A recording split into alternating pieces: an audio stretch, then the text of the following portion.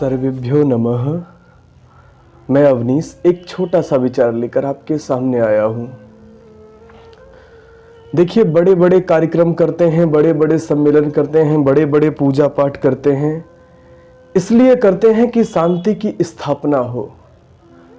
और बहुत प्रयास करते हैं फिर भी शांति आती नहीं है। खूब प्रयास करते हैं। देखिए, इसका एक जो बड़ी वजह है वो ये होती है कि परम पिता परमात्मा के कुछ नियम होते हैं, कुछ धर्म होते हैं। अगर उन धर्मों को हम तार तार करेंगे, उन संबंधों को हम तार तार करेंगे, तो हमारे जीवन में कभी भी सुख शांति नहीं आएगी, बिल्कुल नहीं आएगी, कभी नहीं। क्योंकि परमात्मा के नियम है। एक सामान्य व्यक्ति के नियम तोड़ दो तो चलेगा, लेकिन परमात्मा के नियम बिल्कुल नहीं, वो भी धर्म के नियम बिल्कुल नहीं।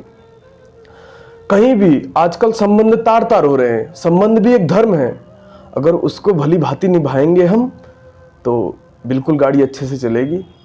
पिता पुत्र का संबंध होता है। देखिए आजकल कैसे तार तार हो रहा है। 2 मिनट में पिता को धक्के मार के घर से बाहर निकाल दिया जा रहा है।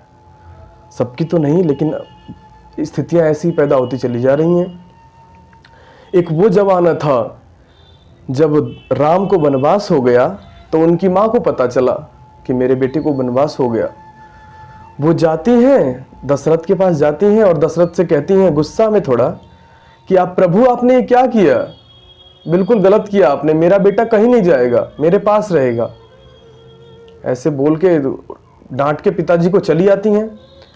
और जब राम को पता चलता है कि माताजी ने पिताजी को डांटा है, राम तुरंत अपनी माँ के पास जाते हैं और कहते हैं माँ, किसी ने बड़ा सुंदर पद्यानुवाद किया है, गुरुजी ने किया है।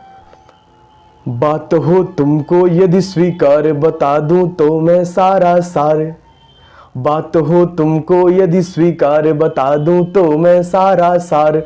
कहा है जो तुमने धिक्कार, पिता को पूरा है अधिकार। करें आदेश अगर महाराज, चिता में कूद पड़ूं मैं आज।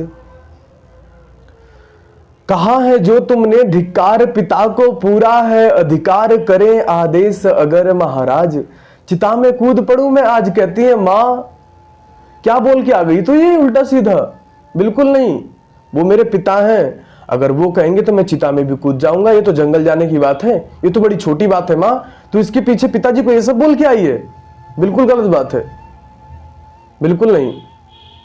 वो मेरे पिता हैं, अगर वो कहेंगे तो मैं चिता में कूद जाऊंगा, ये तो जंगल जाने की छोटी सी बात है। अच्छा, पिता पुत्र में जहां ये भावना आ जाए, क्या वहां कोई घर बर्बाद हो सकता है? आजकल सबकी तो नहीं, आजकल भी बड़े पिता भक्त बच्चे हैं, अपने माँ बाप के लिए जान दे देते हैं, लेकिन आजकल स्थितियां कैसी होती चली जा रही हैं। अगर कोई पिता कह दे घर से चला जा, कहेगा मैं क्यों जाऊं, तू चला जा, तू बुढ़ा हो गया है, तेरा क्या, अब तो मैं बड़ा हुआ हूं, जवान हुआ हूं, नौकरी करूंगा, ये करूंगा, वो करूंगा, तू चला जा, तेरा तो जीवन काल खत्म हो गया। ऐसी भाषा बोल देते हैं। भाषा क्या, मार तक देते हैं। अच्छा, राम जैसी पिता की भावना अगर बच्चों में पैदा हो गई तो क्या कोई घर तार तार हो सकता है? क्या कोई परिवार तार तार हो सकता है? कहीं भी देख लीजिए, हम मात क्यों खा रहे हैं? हमने संबंधों का पालन नहीं किया। पति पत्नी का संबंध है, देखिए आजकल गृहस्थी की कितनी दुर्दशा हो गई है। पति पत्नी एक दूसरे को समझ तक नहीं पाते हैं, इतनी भयंकर दुर्दशा हो गई है। हर रोज सुनिए, शादी हुई 4 दिन बाद तलाक हो गया, 5 दिन बाद तलाक हो, भाग गई लड़की, ये हो गया, वो हो गया। क्यों? विश्वास नहीं बन पाता है ना। एक मैं आपको प्रसंगवश बात बता रहा हूं।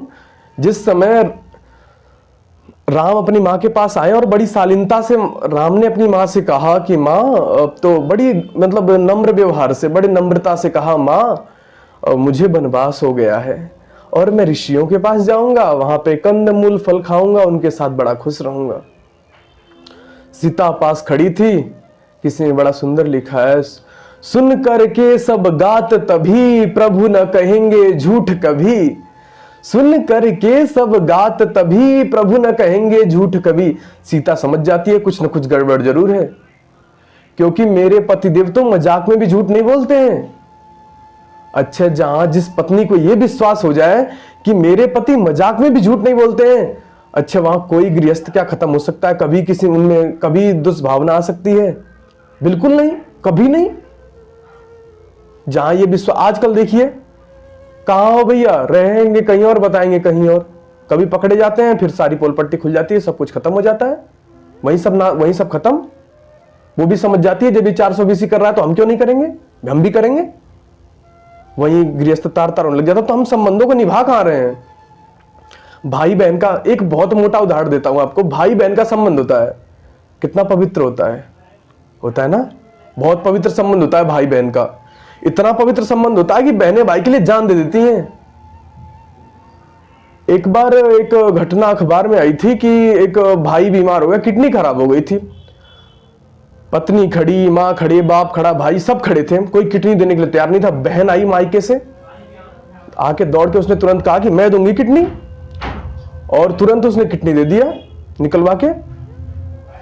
अच्छा, भाई बहन का रिश्ता कितना पवित्र होता है। बहन आई और 2 मिनट में किडनी निकाल के दे दिया उसने। और जहां हम इस रिश्ते को अपवित्र करेंगे, इस रिश्ते को तार तार करेंगे, वहां हालत कैसी हो जाएगी जानते हो। वहां हालत ऐसी हो जाती है जैसे राम रहीम की हो गई, आशा राम की हो गई। इन लोगों ने किसी का मर्डर नहीं किया था, गोलियां नहीं चलाई थी, किसी की हत्या नहीं की थी इन लोगों ने। इन लोगों ने बस यही किया था कि एक पवित्र संबंध था, बहन का एक रिश्ता था, एक संबंध था, उसको नहीं निभाया।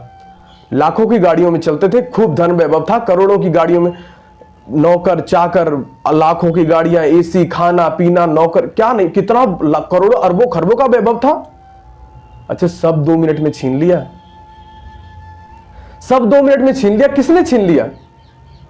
इसीलिए छीन लिया कि बहन का एक बड़ा पवित्र संबंध था, उसका पालन नहीं किया, छीन लिया गया। तो आजकल यही हो रहा है कि हम किसी भी संबंध को लेकर सीरियस नहीं है।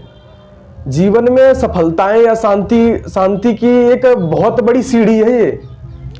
आजकल हो क्या गया है कि हम अपने संबंधों को लेकर बिल्कुल भी सीरियस नहीं है, बिल्कुल भी नहीं। पति पत्नी को समझने के लिए तैयार नहीं है, पत्नी पत्नी को समझने के लिए तैयार नहीं है, पिता पुत्र को समझने के लिए तैयार नहीं है, पुत्र पिता को समझने के लिए तैयार नहीं है, भाई बहन को समझने के लिए तैयार नहीं है, बहन भाई को समझने के लिए तैयार नहीं है।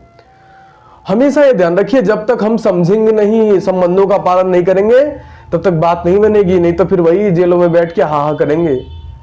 शादी हो जाती है, 4 दिन बाद गोली वाली चल जाती है। संबंधों को समझना बड़ा जरूरी है, और अपने जीवन में निरंतर सभी लोग मिलकर के संबंधों को समझ करके निरंतर उन्नति करेंगे, तभी उन्नति होगी। नहीं, जब तक एक दूसरे को समझेंगे नहीं, तब तक बात नहीं बनेगी। इन्हीं भावनाओं के साथ अपनी वाणी को विराम देता हूं। इति ओम शम। धन्यवाद। नमस्ते।